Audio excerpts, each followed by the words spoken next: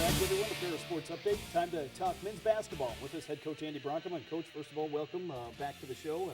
Season came to a close here, and a great way for the Bulldogs to finish the season.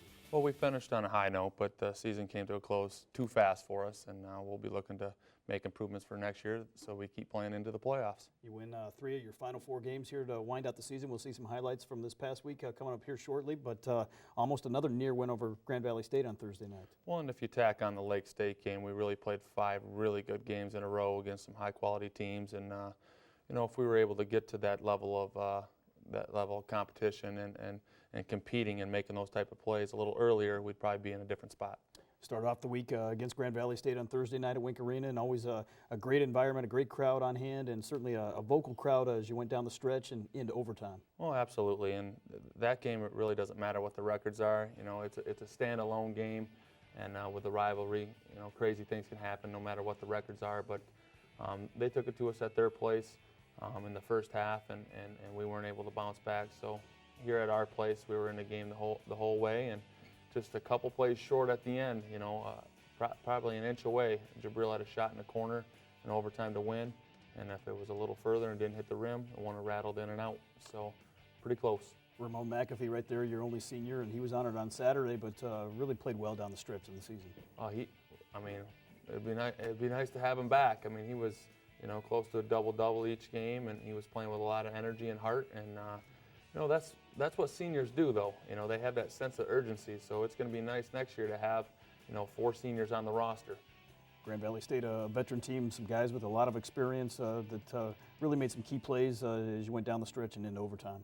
Well, their senior, Woodson, their point guard, he's a strong player and a to-the-rim player, and he really hurt us on dribble penetration and making plays, and he made just enough plays. But like I said, we had our chances, and you watch these highlights here, and you can just tell the comfort level of our players versus earlier in the season. Our spacing is there, our concepts are there, and they're making the plays. So it's good to see that. It's encouraging, and it puts some light at the end of the tunnel. Drew Lehman with the dump-off pass there. Lehman, a great game against Grand Valley, 21 points, 8 rebounds, and 8 assists. You'd have to say he's the best player on the floor in this particular game.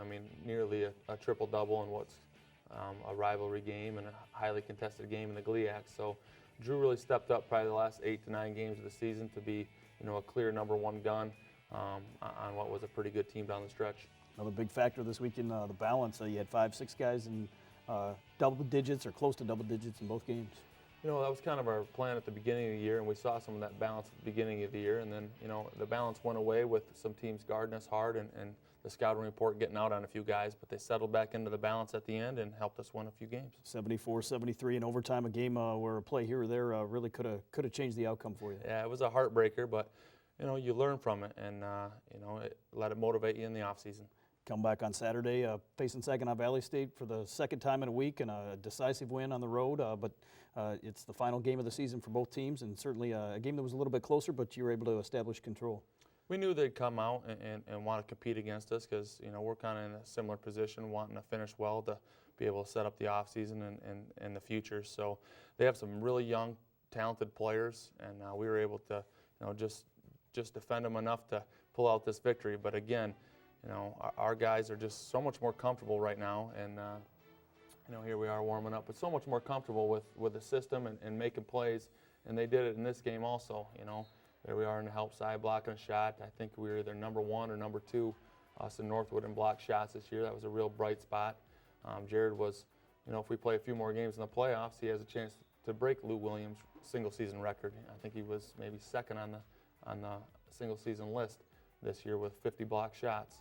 So there's Saginaw's young talented player, one of them, #10, Turnage. I think he led the conference in field goal percentage, so we were just trying to limit his layups as best we could and come on the double when he put the ball on the ground. But Matt Poach is getting to the lane. It's nice to have a big guard there and Matt that can slash and create for other people. And our guys came together with their roles, and our a little late on the defense right there, gave him a freebie, but our guys are settling in, and really proud of them the way we finished the season. There's a coast to coast and a fast break. Ramon McAfee, your only senior here in this game, number 44, and certainly playing his final game. How much of an emphasis was that to send him out with a victory? Oh, that was part of it. We listed a whole handful of things of why this game was important, and for different reasons. And one of them was certainly to send Ramon out, and he deserves it. And I think this is the third or fourth game he started this year. He's fouled out in every other one. So the fact that he didn't foul out, there we go. It was a success. It was a nice win for the Bulldogs. You take a 10-point lead at halftime and really never threatened in the second half. Nice to establish that control and be able to hold on down the stretch. Well, we talked a lot about coming out strong in the game and starting strong and then finishing the half strong. But that first 5 minutes in the second half, they went at us a little bit, but we kept the lead where we needed to, and then we were able to stretch it out to a pretty comfortable closeout of the game. Ramon McAfee right there, 9 points in his final game. 5 guys in double digits, just missed with the 6, and certainly a great way to end the year as you head into the offseason. A lot of positives, and we're going to draw on those positives to motivate us to work hard and gain some ground on these other teams. As you look back over this year, obviously your first year as a head coach, what do you learn from this season in year one that helps going on moving forward to year two? Oh, what didn't I learn? Every day, every second was a learning experience. They're all first, and now as the off season goes here, they're still first. How we're going to train and the things we like to do. So we learn so much as a staff, and that alone is going to help us next year because we'll be able to put the guys in better positions and make decisions that are based on a little bit more experience than what we had this year. Ramon McAfee, the only seniors we've mentioned. That means the rest of the nucleus, the rest of the guys coming back that saw a lot of action, eligible to return again next season. Well, our plan is to improve each player, but our plan is also to go ahead and get some players in here that are going to challenge those guys for their playing time, and iron sharpens iron. So we're going to bring as much talent as we can and let the cream rise to the top, and that'll be the plan. And we got some solid veterans that can take that talent and mix it in, and we know Dietrich and Drew are going to be right there to lead this team, and we developed a great relationship this year as a head coach and as captains versus assistant coach and captains. So, having those type of players will help us bring in that talent and mix it in. You mentioned that talent and that recruiting, already on the recruiting trail, and certainly with the guys coming back, I'm sure quickly into the offseason program in terms of what they're able to do.